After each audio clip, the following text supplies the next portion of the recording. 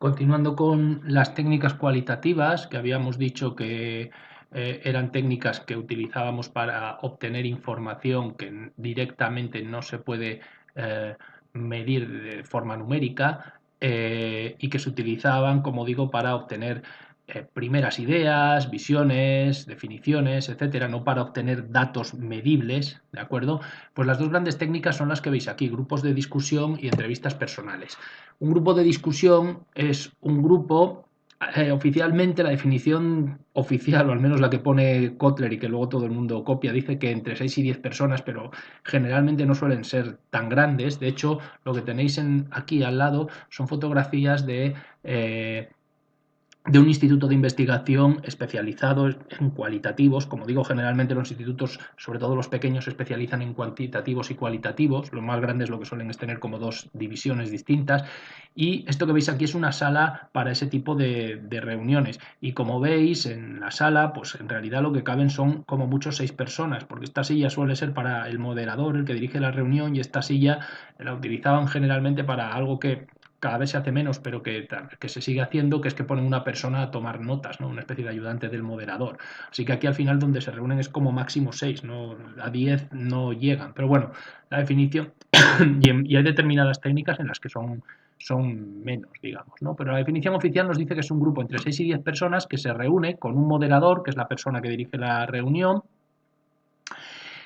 para tratar un determinado tema. Esas 6 personas tienen un guión, un cuestionario semiestructurado o no estructurado, que lo tiene el moderador, y el moderador va sacando esos temas, pero permite que se discuta de forma abierta, ¿no? Y de hecho una de las grandes ventajas de este método es que los distintos participantes interaccionan entre ellos y se produce lo que se llama energía grupal, y salen temas que no saldrían si fuese solo una persona la que está hablando, y no saldrían sencillamente porque yo puedo sacar un determinado tema para contestar lo que ha dicho otro anteriormente, pero si alguien no saca eso, pues yo no voy a hacer esa contestación y ese tema no saldrá. ¿Vale? Como digo, esas reuniones se suelen grabar, no suele haber ningún problema para que se grabe, se pide permiso para grabar, se avisa de que se les está grabando y se suelen tomar notas, suele haber una persona que toma notas. De hecho, se pide permiso para grabar, pero como veis aquí en las salas profesionales para eso, los clientes suelen estar en una sala de al lado con esto que veis aquí, que es un falso espejo, y donde están viendo la reunión sin que los participantes se den cuenta. No es ninguna cosa, no es algo poco ético, porque lo primero que se está diciendo es que se les va a grabar, que suelen tener una cámara en la que se graba lo que dicen, con lo cual no hay ningún problema para los participantes, porque saben que les están viendo, que están acudiendo ahí. De hecho, cobran por acudir a estas reuniones, se suele cobrar, y saben que les están grabando, y lo que no saben generalmente es que además de estar grabando les están viendo los clientes, los que han comprado esa reunión, les están viendo a través de este espejo, ¿no?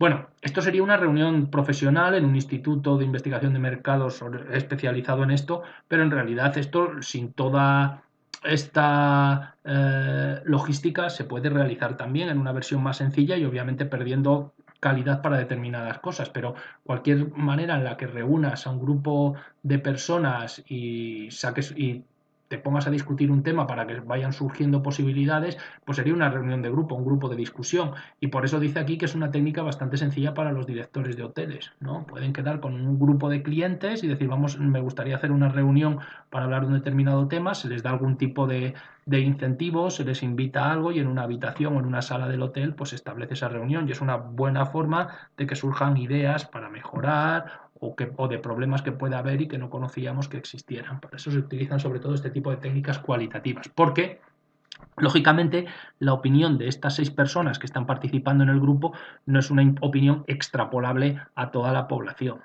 Es decir, los datos que salgan de aquí, si queremos saber si son verdad o mentira, pues posiblemente tendríamos que utilizar luego una técnica descriptiva, por ejemplo una encuesta, y preguntar esto.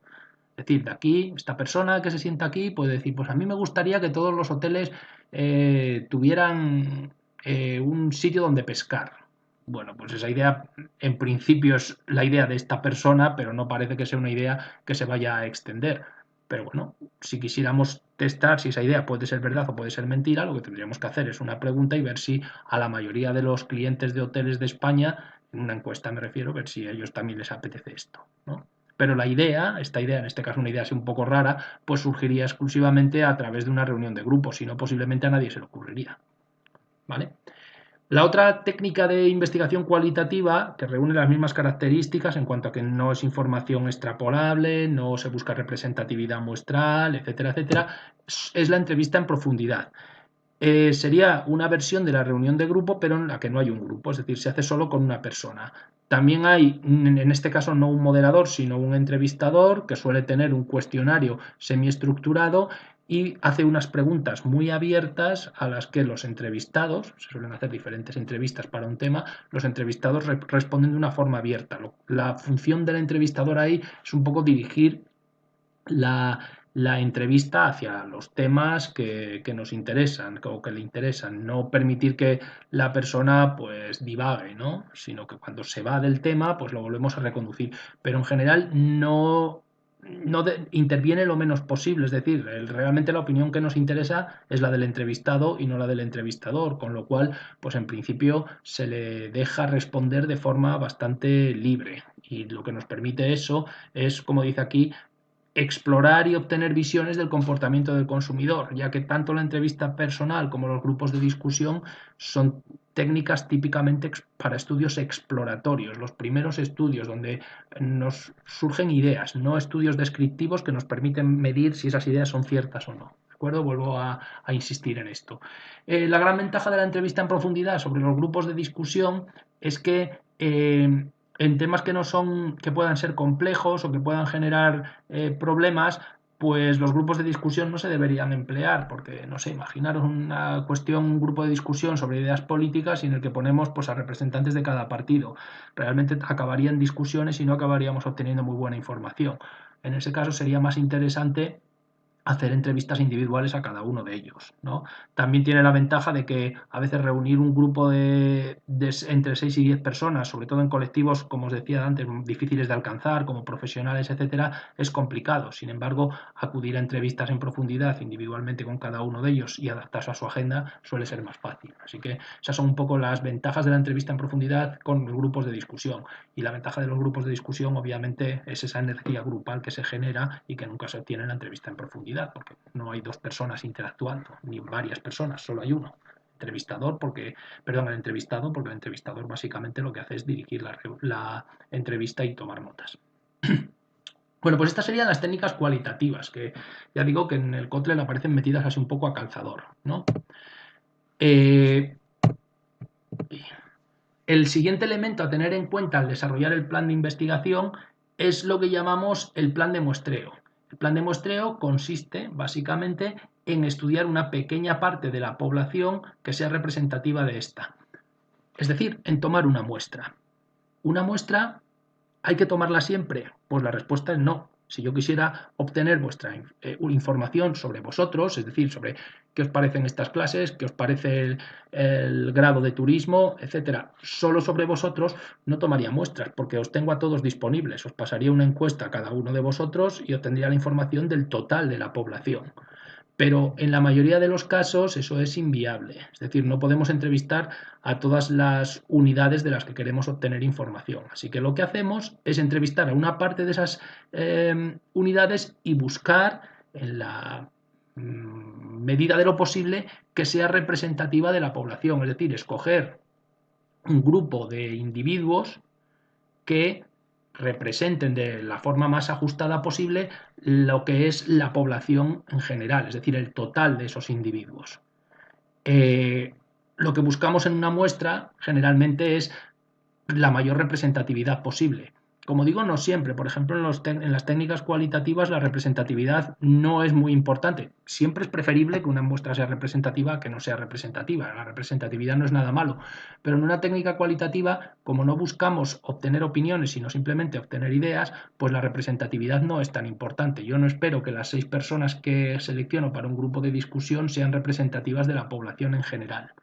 Aunque, evidentemente, cuanto más representativas sean, mejor. Es decir, cuanto más variado sea el grupo, suele ser mejor para la información que se obtiene, más amplia y más representativa. ¿Vale?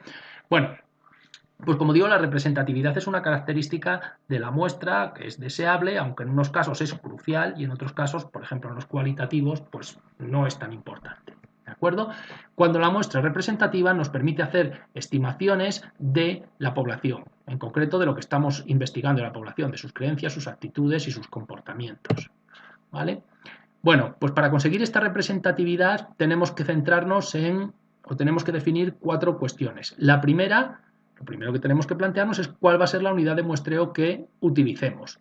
A primera vista parece que lo que muestreamos son personas, pero no siempre es así. Otras veces las unidades de muestreo son hogares. Por ejemplo, si os acordáis de lo que decíamos en unos vídeos anteriores, cuando utilizamos el panel de audiencias no tiene como unidades muestrales a individuos que ven la tele, sino que la muestra se hace de hogares que tienen que tener diferentes características. También pueden ser tiendas, por ejemplo, en un panel de detallistas, pues lo que hacemos es que a diferentes tiendas o tiendas de distinto tipo las escogemos como pues los individuos que nos proporcionan información. Se suelen escoger supermercados, hipermercados, tiendas de barrio, etcétera, etcétera. Pueden ser marcas o puede ser cualquier cosa. Así que lo que primero definimos es cuál va a ser nuestra unidad de muestreo. Segundo, una vez que hemos definido cuál va a ser la unidad, lo que tenemos que definir es a cuántas unidades vamos a encuestar, es decir, cuál va a ser el tamaño de nuestra muestra. Obviamente, cuantas más unidades, más representativos serán los datos, pero también cuantas más unidades, más caro es muestrear, más caro es obtener esos datos. Aparte del cuánto, después lo siguiente es el cómo, es decir, cómo vamos a seleccionar a los diferentes individuos de nuestra muestra. En función del método de selección de individuos, la representatividad será mayor o menor y obtendremos los 2 grandes tipos de métodos de muestreo que vamos a ver ahora ya para finalizar este vídeo. Y luego, por supuesto, el cuándo, decidir cuándo vamos a recoger los datos. Durante cuánto tiempo y en qué momento. Bueno, pues en función de cómo seleccionemos a las distintas unidades obtendremos diferentes tipos de muestreo. Los diferentes tipos de muestreo se dividen en 2 grandes grupos, que son muestreo probabilístico y muestreo no probabilístico. El muestreo probabilístico es aquel que nos permite obtener o que nos permite trabajar con un determinado nivel de error al muestrear. Dicho de otra manera, nos permite decir qué error estamos cometiendo y qué representatividad, qué nivel de representatividad tiene nuestra muestra.